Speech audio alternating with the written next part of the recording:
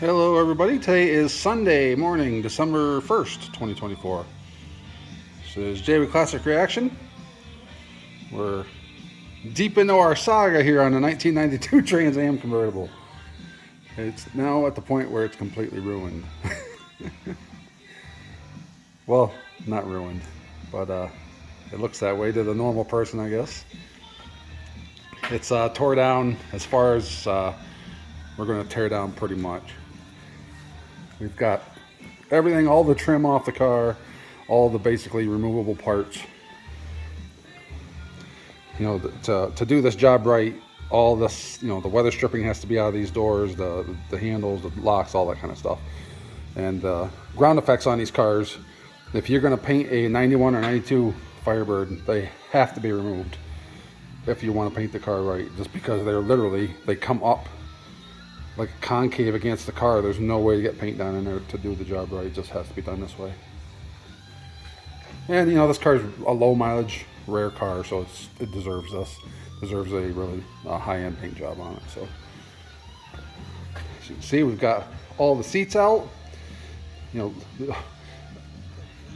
you shouldn't have to remove seats, you know, to to do a paint job, but sometimes you do, especially on this car, because in order to get this side ground effect off, there's one little hole right there that you see.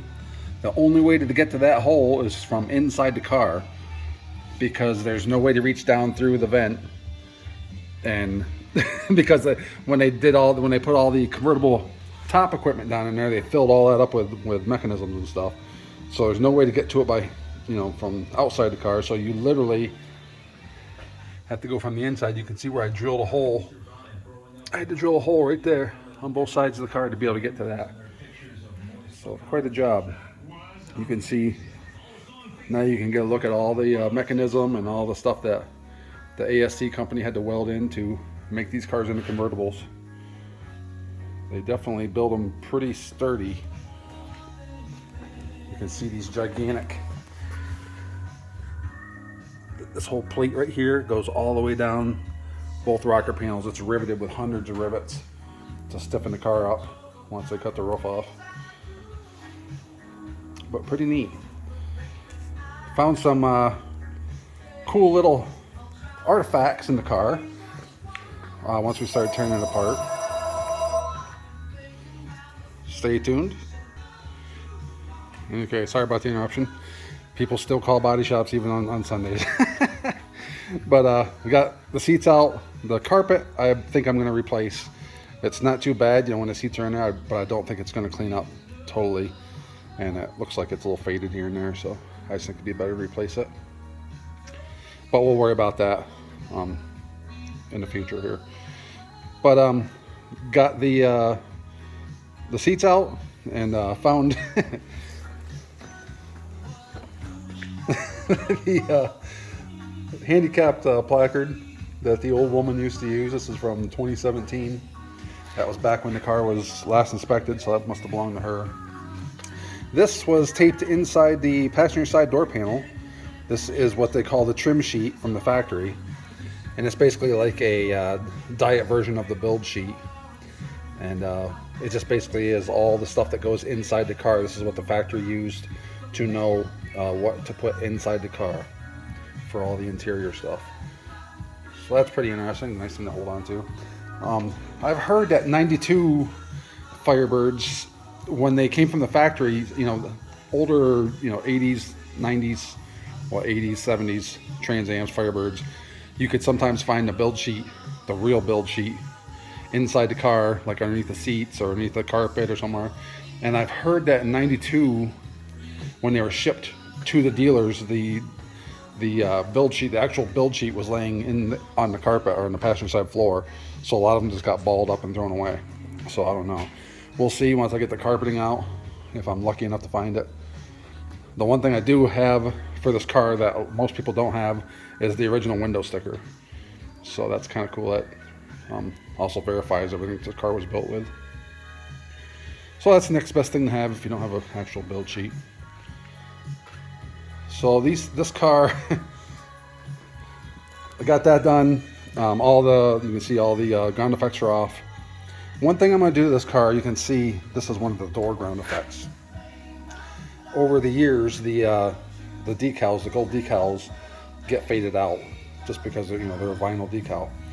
What I'm going to do when I do this car is I am going to put the decals on and clear over them so that they will last forever. There's really only four decals on the car.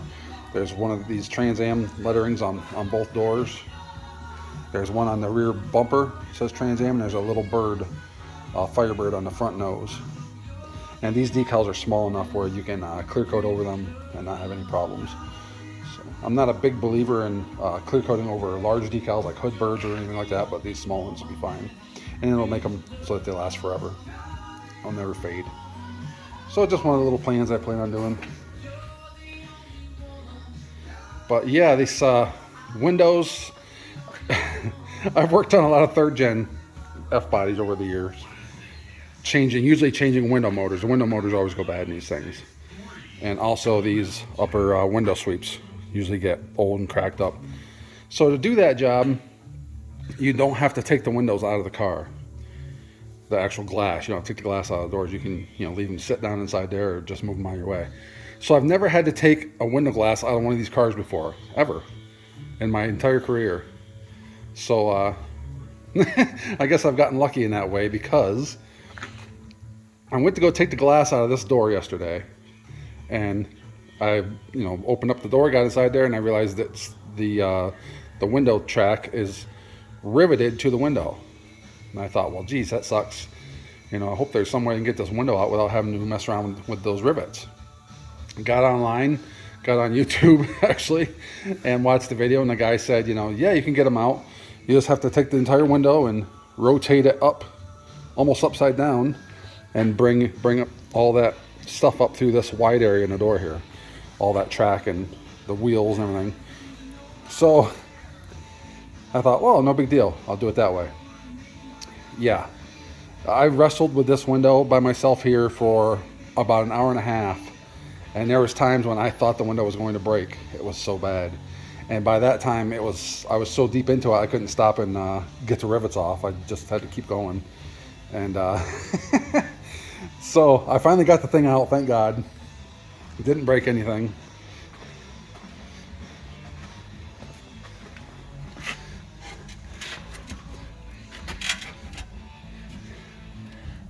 Right there's the proof. That's the hard part to get out of the door. So here's the thing. If anybody ever is watching this video and wants to take something from this video, this is the most important part. Don't take the windows out of this car, out of these cars, a 3rd gen, that have rivets in there, unless you absolutely have to. And if you absolutely have to, you're going to have to get inside there. If you take any advice from me, they're going to say, you watch on other videos, they'll say, oh, just drill the rivets out. You're not going to drill the rivets out. I don't know why they say that. They're lying. Because the rivets have a shank inside of them that is a hardened shank. And I have, the best drill bits that money can buy here in the shop, and they couldn't even touch getting into that, being able to drill that out. So you have to get inside the door with a cutoff wheel and cut the rivets and grind the heads of the rivets down and get them out, which isn't, it's, you think this really sucks that you have to do this. Yeah, it does suck. But that 20 to 30 minutes that you're going to spend grinding the heads off 3 rivets inside there is literally a party time excellent compared to trying to get the window out without doing those 3 rivets. And especially if you're painting a car and you want to be able to put the windows back in, you would never get them back in without scratching something or ruining something. So just bite the bullet, grind the heads off those 3 rivets, and the window just slides right up out like nothing. When we go to put this thing back together, and once you do that, once you get those 3 rivets out, you're done. You never have to do it again, because when we go to put this back together, you're going to use small 7/16 bolts with nylock nuts to hold them, to keep them from ever coming loose. And then 20 years down the road, if somebody has to do it again, they're going to thank you for it, because then it'll be very easy to service. But you know, they used rivets at the factory because it was trying to get the car down the line as quickly as possible. But both sides I have both regulators out because I'm going to change the window motors. That window motor over there is weak. This one was changed at some point, but I'm just going to go ahead and change it again while it's out because, you know, these window motors, you don't want to be doing this job again anytime soon. So, but yeah, just a little tip from Classic Reaction. Do not try to take your windows out without removing those 3 rivets.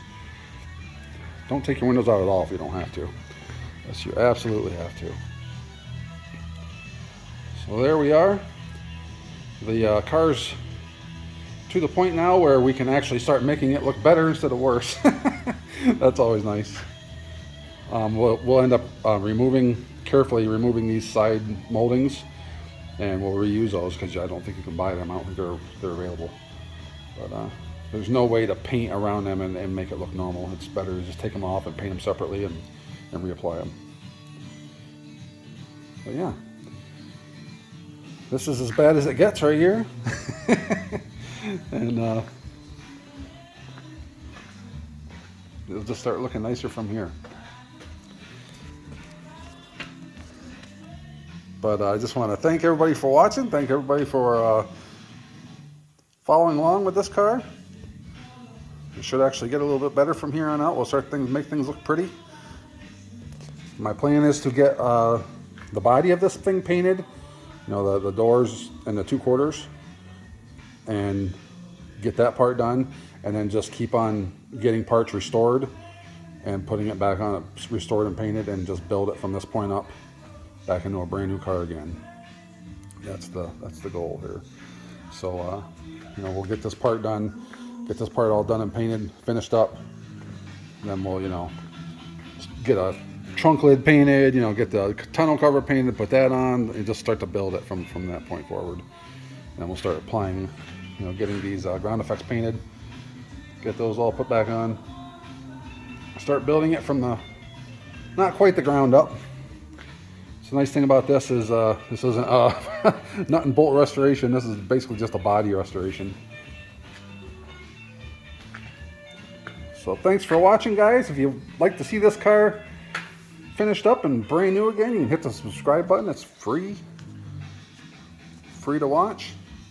Just something fun and interesting to watch. And if you like the content, you can hit the like button. That helps my channel be seen by more people. And